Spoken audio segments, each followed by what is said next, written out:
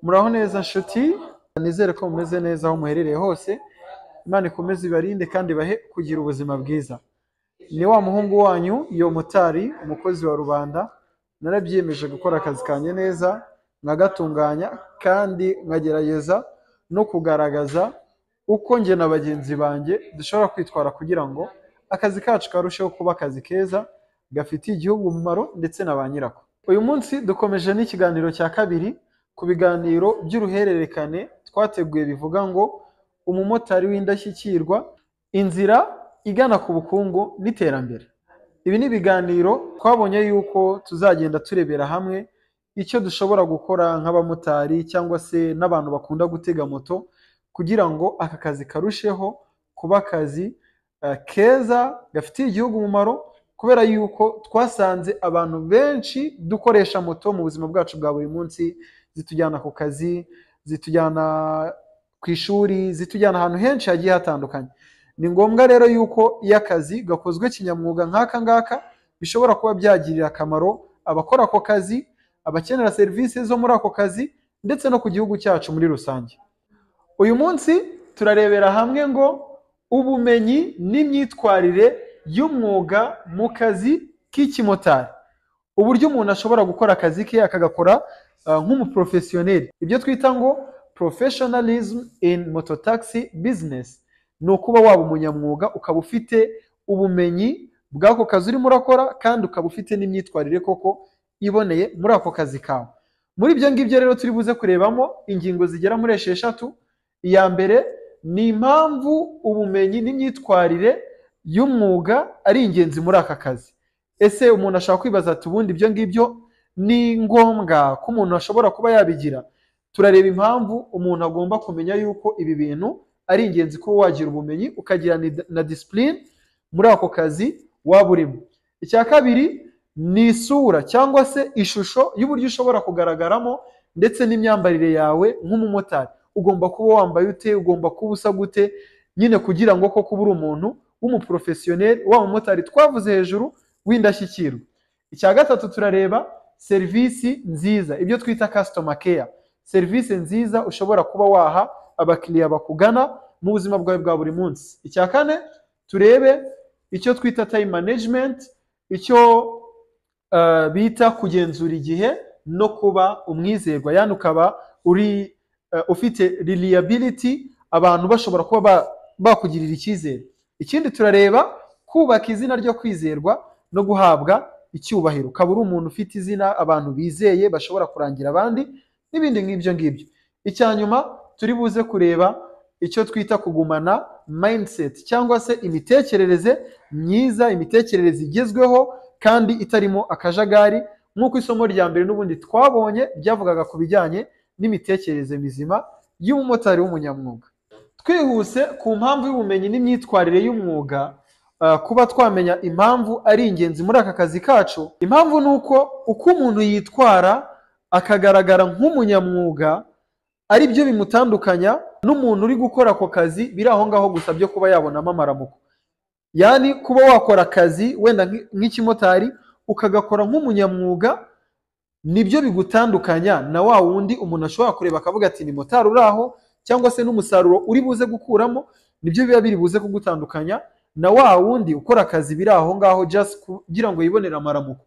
Bivuze ngo rero ugomba kugira ubumenyi, ukagira ubumenyi kugira ngo bya bindi nyine kwa kuba umunyamwuga biba ari ibintu ukora warabyize ubisobanukiwe, kuko ntabwo nyine wahita uza ngo umunyamwuga utazi ibintu ugomba kuba wagenderaho.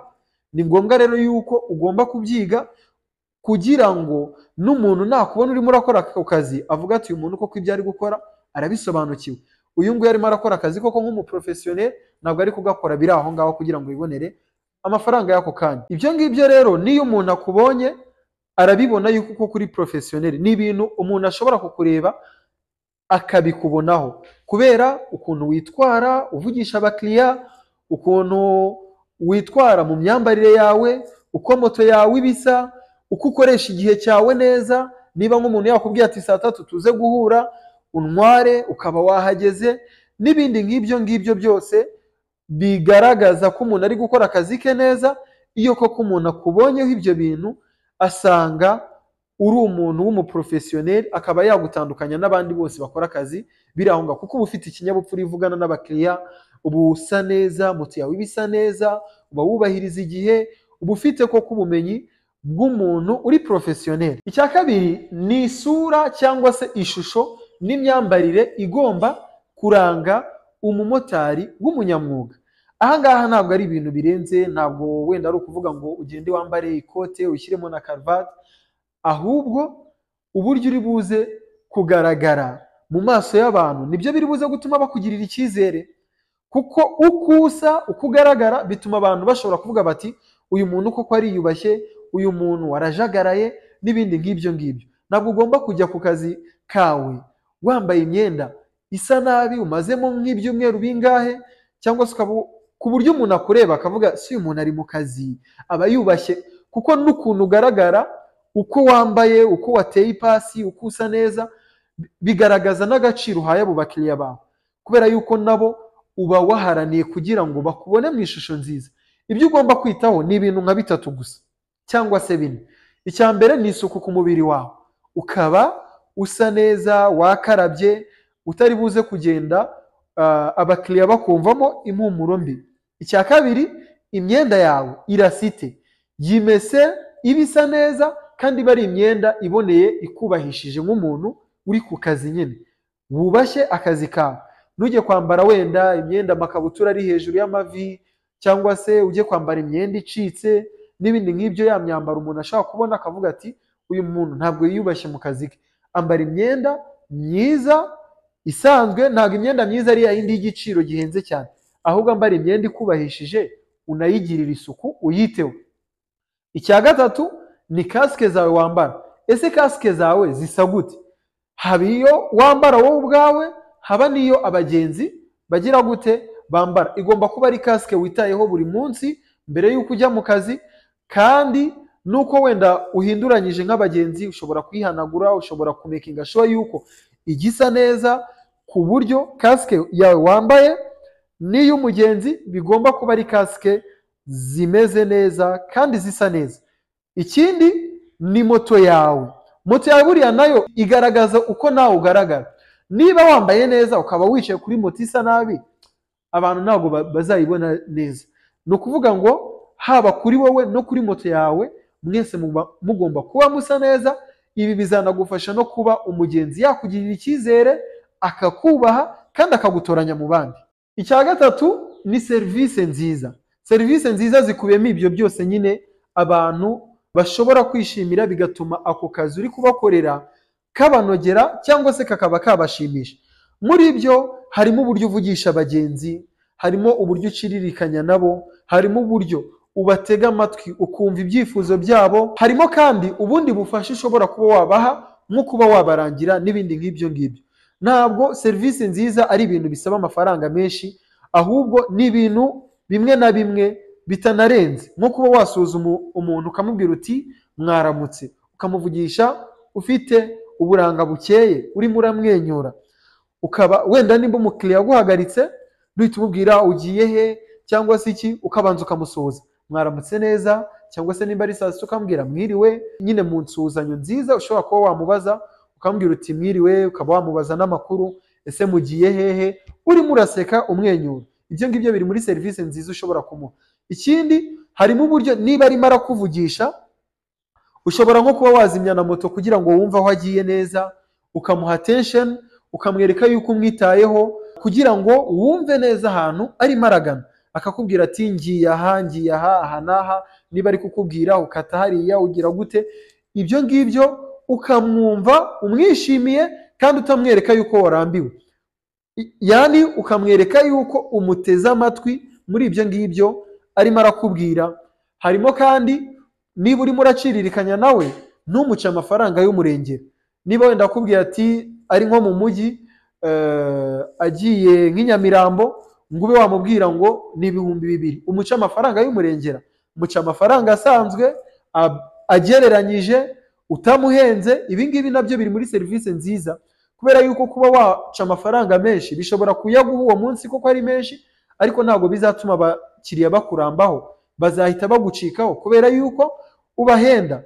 Ikindi kandi muri serivisi nziza harimo wenda niba ari nk'ahantu agiye atahazi, n'urugero ko wamufasha kuba yamenya aho ngaho agiye, kuba wamekinga sure yuko aho agiye yahageze, n'urugero ukamenya neza yuko aho yaragiye ariho, ukamenya neza yuko wenda niba hari nk'ibyo yari afite ushobora no kumufasha kubimuteruza n'ibindi nk'ibyo ngibyo.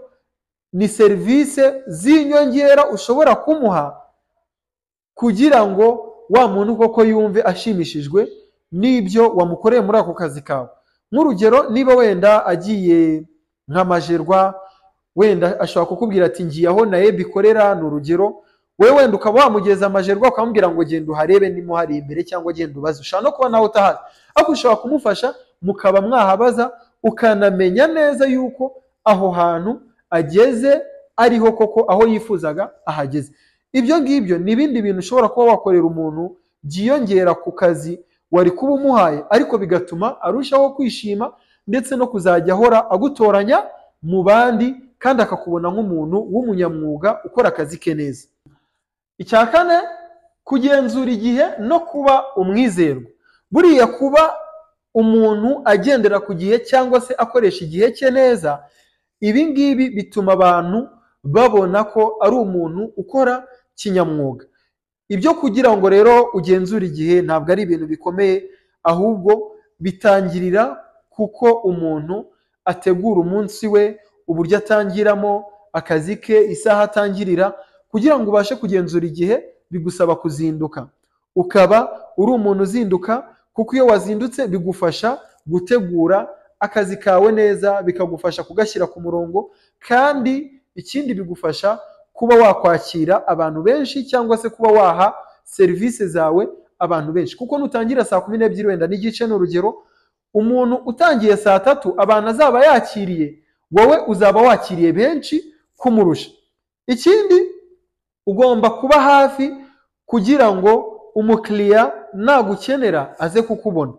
Wenda n'urugero ukaba uri umuntu wenda niba uzi neza ko abakiriya bawe bakunda kuba bari mu mujyi, ukagerageza gukorera hafi y'aho ngaho kugira ngo abakiriya nibaza kugushaka baze kukubona. Umukiriya wawe niba uzi neza yuko wenda abakiriya bawe bakunda kuboneka mu masaha ya mu gitondo, ugerageze ayo masaha uboneke, uba uri hafi, wenda na gahunda zawe uze kuzipanga nyuma yuko abakiriya bawe bose wamaze kubaha izo serivisi. Uba uvuga uti wenda aya masaha nayo abakiriya banjye bakunda kubonekamo, niba wenda mfite na gahunda yo gusangira n'inshuti zanjye, kujya kuzisura, nzajya njya kuzisura mu gihe abakiriya banjye wenda baba batarimo barabonekamo. Wenda niba ari nka nyuma ya saa 6 uzi neza yuko abakiriya bawe abenshi baba badahari, ukaba ari bwo uvuga uti wenda ninzajya ngira na gahunda nibwo nzajya ngenda. Ibyo ngibyo bishobora kuba byagufasha gukoresha igihe cyawe neza. Ikindi, gerageza kuba hafi ya telefone yawe. Kuba hafi ya telefone ntabwo ari ukugenda uyikoresha mu muhanda, ntabwo ari ukugenda uyivugiraho, ahubwo telefone yawe ibiri mu majwi ku buryo niza gusona uri buze kubyumva. Ubu uri umuntu witaba telefone yawe nihora ifunze. Hari abantu bahora bafunze telefone n'urugero kandi bazi neza yuko abakiriya babakenera. Nijoro ugasanga n'urugero yazimije telefone. Umukiriya yashoboraga kuba yaguhamagara ngo aze kukurangira akazi ka mu gitondo muze gukorana. Ubwo urumva nufunga telefone uraba wibujije amahirwe yo kuba abakiriya batari buze kukubona, nyine ako kazi babe bagaha abandi. Kandi wenda hari igihe kari kuba ari n'akazi kaguhindurira ubuzima. Hari igihe ushobora kubona opportunities cyangwa se amahirwe agiye atandukanye, ariko kuko telefone yawe utaboneka, umubosi yaguhamagara agasanga ntabwo hari, agahita yihamagarira undi. Nuko nguko amahirwe agenda acika abantu kenshi na kenshi. Bityo rero no mu kuba wakoresha igihe cyawe neza, no kuba wamenya kwitabira telefone yawe ku gihe no kuyiba hafi, ku buryo igihe cyose umuntu ashobora kugukenera ari buze kukubona. Hanyuma hakaza kubaka izina ryo kwizerwa no guhabwa icyubahiro. Buriya kuba abantu bakugirira icyizere no kuba bakubaha mu kazi kawe, kubera yuko ujya ubona yuko abantu benshi bafata nabi abamotari, ukabona barabasuzuguye, bakabafata nk'abantu bakora akazi kari aho ngaho. Ariko natwe turi mu bantu bagakwiriye gutera intambwe ya mbere mu kugira ngo twubake izina ryiza no kuba abantu batugirira icyizere. Ibidufasha rero kugera kuri iyi ntego yo kuba twakubaka izina ryiza ni ibintu bikeya, nabyo ntabwo ari byinshi. Muri byo harimo kuba warangwa no gutanga serivisi nziza, kabone n'iyo umugenzi waba utwaye yaba agiye ahantu hagufi. Umugenzi wese ugomba kumwubaha, ukamuha icyubahiro kandi ukamufata neza, kabone n'iyo yaba ari buze kuguhemba amafaranga make. Niyo yaba agiye ahantu ari buze kukwishyura 500, mufate nk'umugenzi uri buze kukwishyura 5, kubera yuko ayo 500 najya ku yandi biraba 1000. Nuramuka ubuza abo bantu kubera yuko abasuzuguye ngo batanga amafaranga makeya, icyo gihe ubwo ngubwo nyine nabo bazajya bagenda bagusuzugura, bavuge bati barasuzugura n'ibindi nk'ibyo ngibyo. Ubaha umukiriya wese, umuhe serivisi nziza uko yaba ameze kose, n'amafaranga yaba ari bukwishyura uko yaba angana kose. Abakiriya ujye ubafata kimwe, kandi uko ubafata kimwe nta kindi uretse ko ari ukubaha serivisi nziza. Ikindi, ugomba kuba umuntu w'inyangamugayo. Nturangwe no kugira amanyanga mu kazi kawe, ube wahenda umugenzi. Ni urugero, niba akubwiye ati ngiye nko mu mujyi ntabwo mpazi, kuko wumvishe yuko atahazi, utangira ushaka ukuntu wamukuramo amafaranga menshi. Nk'urugero, ube wamucisha ku Ntaraga, umumanure Kimisagara, umuzamure Nyabugogo, kugira ngo umugeze downtown kandi yararo na Tracom. Wari kumucisha na Tracom mugahingukira mu mujyi, akaguha amafaranga 700, kuko naramuka amenye yuko wamuzengurukije ukamucisha kure kugira ngo umukuremo amafaranga menshi, azavuga ati wa mutari niko babaye, iyo utaza ahantu arakuzengurutsa kugira ngo aguce amafaranga menshi, bityo biguhesha izina ribi. Ntabwo wabaye inyangamugayo, wagombaga kuba inyangamugayo. Umuntu niba n'urugero akwishyuye, ntujye kumubeshya ngo ntabwo nayabonye, ngo ntayo wari wampaye. Ashobora kuyaguha mbere mugiye nk'urugendo rwa kure, ukaza gukeka yuko yabyibagiwe, ukamwumvisha neza yuko ayo mafaranga atayaguhaye mbere, n'ibindi nk'ibyo ngibyo. Harimo kuba umuntu ashobora kuba yatanga amafaranga cyangwa se yakwishyura amafaranga menshi, nube wamuhamagara ngo umubwire uti wampaye menshi, reka ngusubize amafaranga yawe. Kuba umuntu yaguha akantu warangiza ukabona ukajyanye ahandi, cyangwa se ugiye kukazengurukana utwara abandi bagenzi ukamugezeho utinze. Hari n'abantu bamwe na bamwe twajyaga twumva yuko iyo umuhaye n'ikintu ashobora kuba yagitwara ntakijyana aho wamubwiye. Niba wenda umuhaye ikintu cy'agaciro nka telefone n'ikindi, ugasanga ahise yijyanira arayibye. Ese mu by'ukuri niba wibye iyo telefone, niba wibye ayo mafaranga baguhaye ngo ujyane, cyangwa se ikindi kintu ukaba utakigejeje aho wagombaga kukigeza, nubwo wihesheje isura mbi, urumva utari kwangiriza n'abandi? Mu by'ukuri irangwa no kuba inyangamugayo. Ibyo abantu bagutumye ubyubahirize, wubahirize igihe cyabo, kandi wirinde kuba wagira amanyanga. Ibi ngibi bizatuma abantu bavuga bati abamotari koko barangwa n'inyangamugayo, bakora akazi kabo neza, ntabwo bagira amanyanga. Ikindi mu bigufasha kuba inyangamugayo ni ukubahiriza amategeko y'umuhanda, ugatwara neza wubahiriza amategeko. Ntujye guca ahantu hari ibyapa bikubuza kugenda, ntujye kwambuka muri feruje kandi bitemewe, ntutwarire ku muvuduko urengeje urugero. Ibi ngibi bituma abantu bagutakariza icyizere, bakavuga bati uriya muntu atwara nabi, uriya muntu ntabwo yubahiriza amategeko y'umuhanda. Natwaye n'umumotari ariko twari dupfuye kubera ukuntu atwara, yarekuye agenda avugira kuri telefone n'ibindi nk'ibyo ngibyo. Rangwa no kubahiriza amategeko y'umuhanda. Mu by'ukuri ibi bizatuma uba inyangamugayo, abantu bakubona nk'inyangamugayo, bakubahe mu kazi kawe kandi bakugirira icyizere. Kuko hari igihe ushobora gutwara umuntu nabi ugasanga nawe arakubahutse, aragututse, cyangwa se muranarwanye kubera yuko wari umwishe. Ibi ngibi se ubwo urumva ni icyubahiro aguhaye se mu bantu? Aguteje abantu, murimo muraserera mu muhanda kubera yuko waranzwe no gutwara utubahiriza amategeko y'umuhanda. Ariko nurangwa no gutwara neza, azakubaha, avuga ati utwara neza, agenda anabwira abandi ati umumotari untwara atwara neza, atwara gake, yubahiriza n'amategeko y'umuhanda. Icyanyuma kuri iyi ngingo ni ukugumana imitekerereze myiza. Buriya imitekerereze nk'uko twabivuze no mu kiganiro cyabanje, imitekerereze niyo igena umuntu, niyo igaragaza ukuntu ameze, n'iterambere ryawe urigira bitewe n'imitekerereze yawe. Rero mu myitwarire yawe yo kuba uri umunyamwuga, ugomba kurangwa n'imitekerereze myiza, kugira ngo abantu koko bakubone, babone yuko utajagaraye, babone ko uri umuntu wiyubashye, ufite imitekerereze yagutse kandi myiza. Bimwe mu byo rero ugomba kugenderaho kugira ngo ugire imitekerereze myiza, harimo kuba uri umuntu ukeye kandi utuje, no mu gihe haba hari akavuyo ugomba gukontorora imitekerereze yawe. mu mutwe wawe ukaguma utuje. Kabone niyo waba uri muri ambutiyaje, ugomba kugenda nk'umuntu uzi aho ugiye kandi wiyubashye, utari gushaka kujya gushakira ahantu hatari inzira, ujya gusimbuka ugira gute uvuza amahoni cyane, cyangwa se abantu niba bari kukuvugirizaho amahoni wicanganyukirwa. Gumana imitekerereze yawe, ukomeze wite, urebe imbere, ufokasinga imbere yawe, ukomeze wite ku rugendo ugiyeho, ari gukomeza no gutekerezaho. Ibyo ngibyo birimo biragutesha umwanya, birimo biragenda bishobora kuba byakubuza wenda gutekereza neza no kuba byahindura imitekerereze yawe. Gerageza ugume uri calm, utuje, buri situasiyo yose umenye ko ugomba kuyitwaramo nk'umuntu utuje, ntuyagareyane. Ugomba kuguma uri guseka kandi usa neza. Ibi ngibi nabyo kukomeza guseka ufite mind ituje, ugaragara neza mu buranga bwawe, ibi ngibi nabyo bituma abakiriya bakomeza kugushimira, bakakwishimira, bakabona yuko koko uri umuntu utajagaraye. Ikindi, iyo ushimishije umukiriya, buriya uba wubahishije n'abagenzi bawe. Ikindi mu bigomba kukuranga bikanagaragaza yuko ufite imitekerereze myiza kandi yagutse iri hejuru, nuko ugomba no kumenya uko witwara mu gihe haba hari ikibazo, uburyo bwo gukemura ikibazo cyawe. Ugonganye na mugenzi wawe, umugenzi wawe ntiyishimiye serivisi zawe wamuhaye, uburyo uri buze kwitwara muri icyo kibazo, ukamuvugisha neza, ukarangwa n'ikinyabupfura, ukarangwa no kuvuga utuje, utari gusakuza cyane. Ibi ngibi nabyo biri mu bigaragaza yuko imitekerereze yawe yagutse. Niba wenda uhuye n'umuntu ukabona wenda ubumenyi bwe ni bukeya, cyangwa se n'umuntu wenda sinzi ukuntu nabivuga udafite imyitwarire myiza, ntabwo ugomba kumera nkawe, kubera yuko numera nkawe n'abantu bari buze kubabona mwese umuntu arimo aragutuka nawe urimo uramutuka, baravuga bati bose ni bamwe, n'ubundi baratukana nyine, nta kinyabupfura bafite.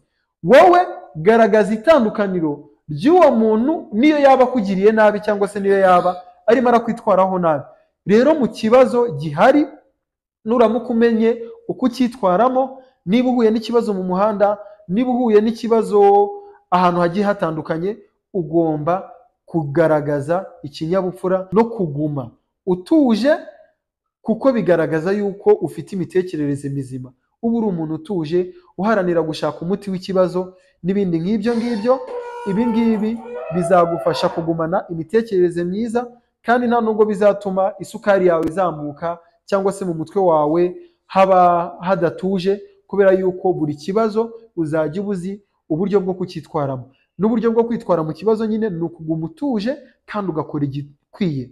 Niba umuntu agusagariye, uzi inzego ushobora kwiyambaza zikaba zagutabara. Niba wenda uhuye n'ikibazo, moto yawe igize ikibazo, uzi uburyo bwo kwitwara muri icyo kibazo. Niba wenda se bakwandikiye cyangwa se ufatiwe mu ikosa, uburyo bwo kwitwaramo urabuzi. Guma witwara nk'uko byagakwiye, urangwe n'indangagaciro na kirazira nk'umunyarwanda. Ibi ngibi bizagufasha kuguma uri umuntu uri professionnel cyangwa se w'umwuga. Dusoza, ubumenyi n'imyitwarire y'umwuga nibyo bituma koko uba wa muntu w'umunyamwuga kandi akaba afite n'imyitwarire myiza.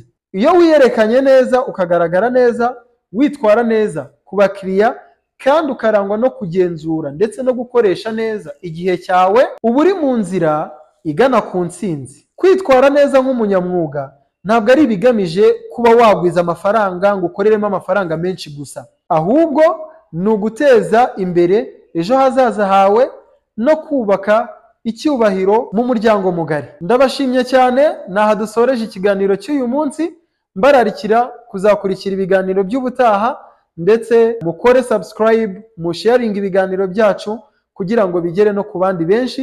Bizaba ari inkunga mutanze mu kubaka igihugu cyacu gifite abamotari b'abanyamwuga.